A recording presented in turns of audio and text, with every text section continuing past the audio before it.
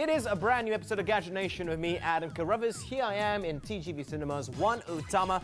Really looking forward to today's episode. Why? Well, it's a heavy focus on one of the new consoles. Last week we saw the PlayStation 4. This week we see its competition. I'm talking about Microsoft's Xbox One. That's all this show is about for today. So, let's start it.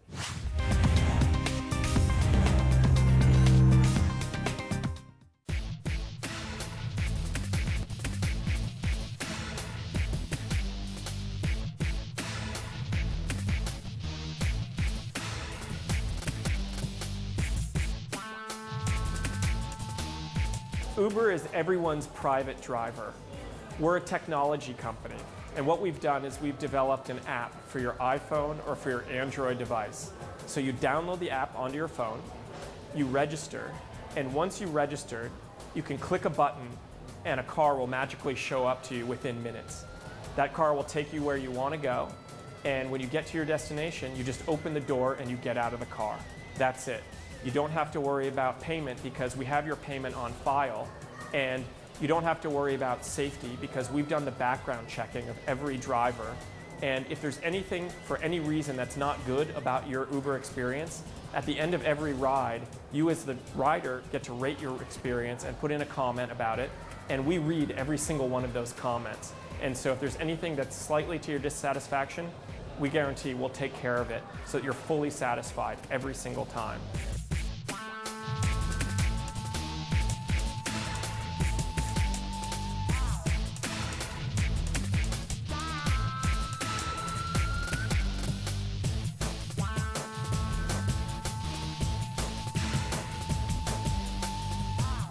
At the heart of the console, it's not the accessories, it's not the games, it's the actual console itself. And this one is a beauty, I have to say. The Xbox One, it's huge, it's massive. Let's see what counts.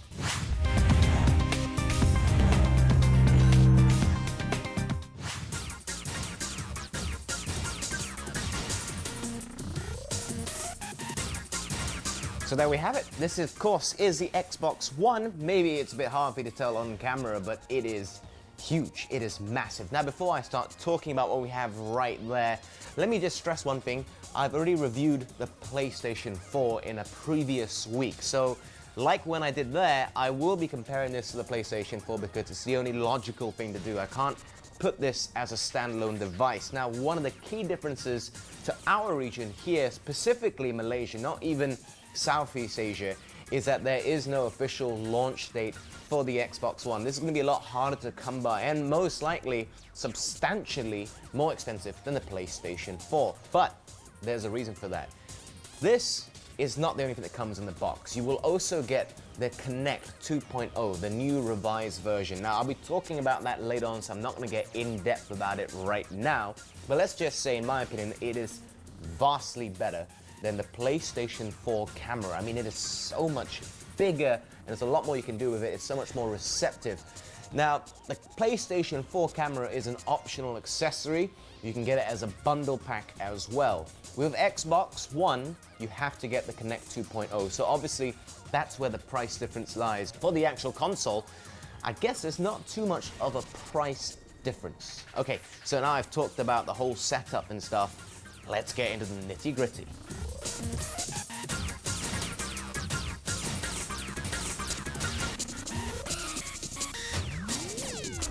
Okay, so now let's talk about this because this is an absolute monstrosity. It is huge, it is massive, especially compared to the PlayStation 4, which in itself is rather sleek looking in my opinion. Now, so let's just take a look.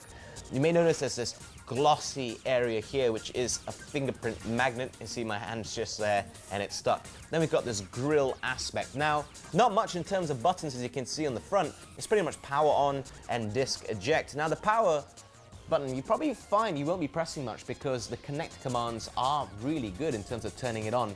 More on the actual Kinect device later. But let's just be careful as we turn this around.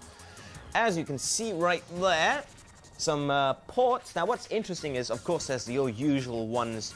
You have your Ethernet cable, you have the power cable, you have, like we saw in the later generations of the Xbox, a dedicated Kinect socket right there. So it slots in, very large as you can probably tell as well.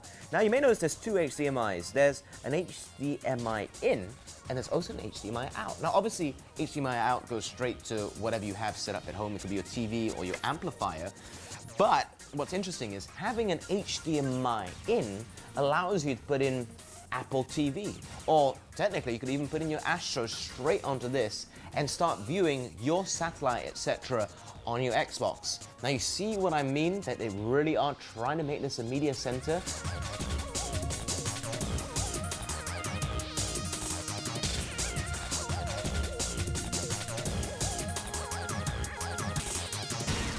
So what do I think about the actual set itself? I think it's great. It is losing out to the PlayStation 4. Yes, the APUs may be similar as the 8 gigs of RAM, but there's differences between this and the PS4. The clock speeds are better on the PS4. The cores actually inside the GPU are substantially more on the PS4.